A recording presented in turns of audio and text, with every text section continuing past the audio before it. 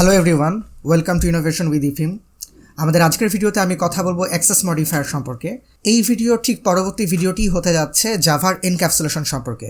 কিন্তু এনক্যাপসুলেশন সম্পর্কে নিয়ে বিস্তারিত বলার আগে আমাদের অ্যাক্সেস কন্ট্রোল লিস্ট সম্পর্কে ভালোভাবে একটা আইডিয়া রাখা দরকার, নতুবা আমরা এনক্যাপসুলেশনে গিয়ে বেশ ভালো রকমের সমস্যা ফেস করব।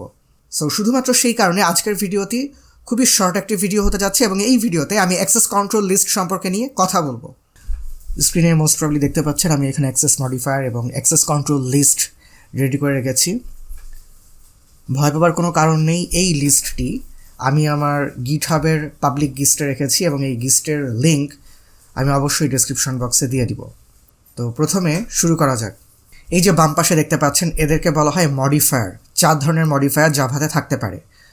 এক ধরনের হচ্ছে প্রাইভেট, ডিফল্ট, প্রোটেক্টেড অথবা পাবলিক। যদি অ্যাক্সেস মডিফায়ার প্রাইভেট হয়ে থাকে তাহলে এই এলিমেন্টগুলোকে শুধুমাত্র সেম ক্লাসই অ্যাক্সেস করতে পারে, কিন্তু সেম প্যাকেজ অথবা সাব ক্লাস অথবা ইউনিভার্সালি যে কেউ অ্যাক্সেস করতে পারে না। যদি অ্যাক্সেস মডিফায়ারটি ডিফল্ট হয়ে থাকে তাহলে সেম ক্লাস তাকে অবশ্যই অ্যাক্সেস করতে পারবে, সেম প্যাকেজও অ্যাক্সেস করতে পারবে, কিন্তু সাব ক্লাস এবং ইউনিভার্সালি তাকে অ্যাক্সেস করা যাবে না। যদি অ্যাক্সেস মডিফায়ার প্রোটেক্টেড হয়ে থাকে তাহলে সেম ক্লাস, সেম প্যাকেজ এবং সাব ক্লাস অ্যাক্সেস করতে পারবে। দুঃখিত, আমি এই প্রোটেক্টেড অ্যাক্সেস মডিফায়ারে কিছু ভুল করে ফেলেছিলাম, আমি এখন সেটি কারেকশন করে নিয়েছি। আপনাদের চিন্তার কোনো কারণ নেই, কারণ এই কারেক্টেড ভার্সনটি আপনারা পেয়ে যাবেন আমার পাবলিক গিস্ট থেকে, এবং যার লিঙ্ক আমি ইতিমধ্যেই ডেসক্রিপশন বক্সে দিয়ে রেখেছি। সো কাইন্ডলি সেখান থেকে গিয়ে দেখে আসবেন।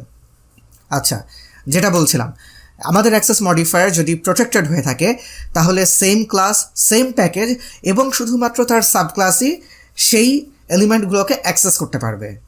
আর সবশেষে আমরা আসছি পাবলিকের ব্যাপারে। যদি অ্যাক্সেস মডিফায়ার অর্থাৎ অ্যাক্সেস কন্ট্রোল সিস্টেমটি পাবলিক হয়ে থাকে তাহলে same class, same package, sub class এবং একই সাথে ইউনিভার্সালি যে কেউ তাকে অ্যাক্সেস করতে পারবে।